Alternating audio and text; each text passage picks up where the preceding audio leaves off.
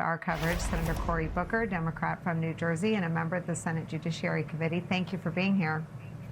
Thank you for sounding the alarm on something that should concern every American. I mean, I remember when Chris Wray in September or October of 2020 was, I don't remember if he was before your committee, but he said under oath that by far the greatest threat to the homeland is domestic violent extremism. And within that bucket, the largest group of threats of individuals are ideologically driven. And in that bucket, the biggest ideology that houses domestic violent extremists is white supremacists. And I wonder what you think they think they're going to achieve by dusting it under the rug. Yeah, look, the biggest killer of Americans is gun violence, and we're seeing these mass shootings expand in our country. We've even seen terrorists abroad talking about go get a gun, it's easy to buy one in America, and do horrible things. This is the greatest threat to life and to our children in our country, and this administration has starved agencies like the ATF, literally starved them and transferred their agents into their immigration efforts, which have resulted in over 70% of the people them rounding up have no criminal backgrounds whatsoever. So this is an administration that says on one hand we're all about public safety, but in reality they are unraveling our national security apparatus and undermining the very law enforcement we need to protect Americans from the greatest threats. What do you make of how the confirmation hearings for Todd Blanche have gone? I know that in this bleak political moment, it counts as a win that there's a temporary delay from Cornyn and Tillis because they're looking for something in writing about the slush fund for violent insurrectionists. But what is your sense of where the bar is for Republicans that they're even considering confirming someone who is very publicly and proudly bragging about, quote, canning all of the prosecutors and agents who were involved in the January 6 cases? Yeah, I mean, there has been the firing and then the mass exodus of so much talent, so much depth, so much experience from the Department of Justice of people that are not refusing to work there or have been fired for trivial things.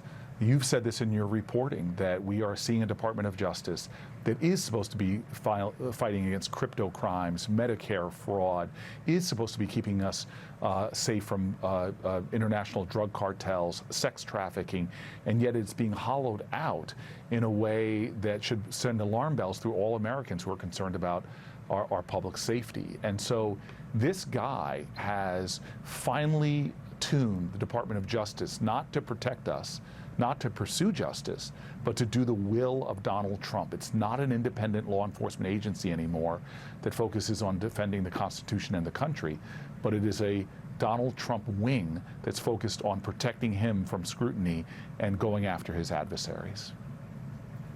What are you planning, or what do Democrats think they can do differently if they take control of the Senate in terms of reining in the abuses of power at the Department of Justice? Well, I think the most important thing I've learned from the time I was mayor is transparency and sunshine. Like, we know there is so much going on that we don't know about. The corruption in the Trump administration that we are listing and detailing is only the tip of an iceberg in terms of how are we seeing all of these no-bid contracts going out, what is really going on in terms of the kind of fraud and abuse of the system that they seem to be not only allowing but inviting. But I also want to I'll be one of those voices of Democrats to say, let's also really hone in on the pain points of Americans.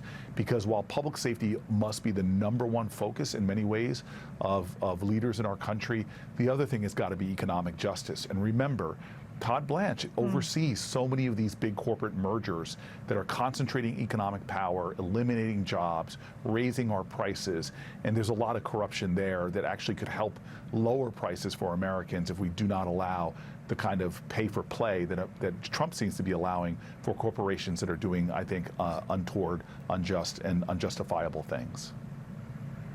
What is your sense from being out campaigning around the country of what the Republicans are doing? I mean, people are screaming at the top of their lungs that they care about the same things they cared about in the presidential election of 2024, the price of everything, gas, groceries, housing, everything in the cart at Walmart, everything it costs to raise a family. And he keeps screaming about the only election that was rigged was the one that he was in charge of in 2020, humiliating themselves by harassing Anthony Fauci. I mean, what is your sense of what their midterm political strategy is for dealing with people's economic strain? Yeah, I mean, Donald Trump is giving the country a master's class in how to screw up elections, not only in the things he's doing overtly in terms of the security of our elections, but also just to his own party. I mean, to literally say when it comes to the war in Iran, I don't care about the economic well-being of citizens of America. I'm going to go headlong into this war, further get into this morass that's only going to drive up your prices. So American people know who he is. That's why he is hitting all-time lows in popularity. They know the mistakes he's making, from chaotic tariffs to a quagmire in Iran. The question is are we going to be able to mobilize and organize enough people to realize that there is so much more on the ballot than just a referendum on him? We have got to take back this accountability that is critical for Congress when it comes to our national security, when it comes to our economic security, when it comes to some of the most important principles that we hold dear in America. You have been, I think, answering that hunger from Democrats to be seen as fighting. You did the filibuster early in Trump's second term. What are you hearing from voters that people appreciate most from Democrats right now? Well, I think it's truth-telling, and it's even being willing to criticize your own party. Look, a lot of this problems that we're seeing right now that enabled Donald Trump to even get into office, it's a road that was paved in part by Democrats failing to show the kind of strength and leadership that we need right now. We have been feckless in ways that really frustrate me. In other words, we've allowed corruption to creep into Washington, D.C. at levels that are stunning. I mean, the way corporate PACs are playing right now, the way money in politics. It's why over a decade ago I said I'm not going to take corporate PAC money. I've given up now all PAC money when it comes to these issue area PACs. We have a country whose Supreme Court is overly influenced by billionaires as they accept lavish gifts with no consequence. We have a president who's clearly the most corrupt in history, and we have a Congress on both sides of the aisle, from stock trading to the way corporations and large billionaires play. It's unjust. And so I think voters want to hear leaders that are saying we are going to make it central to restoring trust in our democracy by ending this kind of corruption that's been normalized, and by focusing on the issues that you're concerned with, which is unrigging the system and making it work for working families. This is a conversation that we should continue to have. I mean, you just don't hear anybody in their real lives at a baseball game or at the grocery store or at Costco talking about golden arches. But that is what Trump has brought to Washington. It's crazy. It's crazy. Senator Cory Booker, thank you. Go ahead. No, I'm just saying, like, I sometimes I think we live in this strange dystopic movie that we're all going to wake up for and said, no, we did not have a president that wants to put his name on our money, on our passports, that wants to build testimonies to himself, whether it's arches or ballrooms. I mean, this guy is really out of some villainous movie as he makes billions, and the rest of us are paying more in our supermarkets or our gas pumps and for raising our kids. This can't be real, but the only way we end this nightmare is by more people getting up, organizing, mobilizing, and making these November elections really turn the tide here in America. Yeah, and making sure on the other side that, to your point, we deal with some of the structural impediments to adjust politics and adjust economy.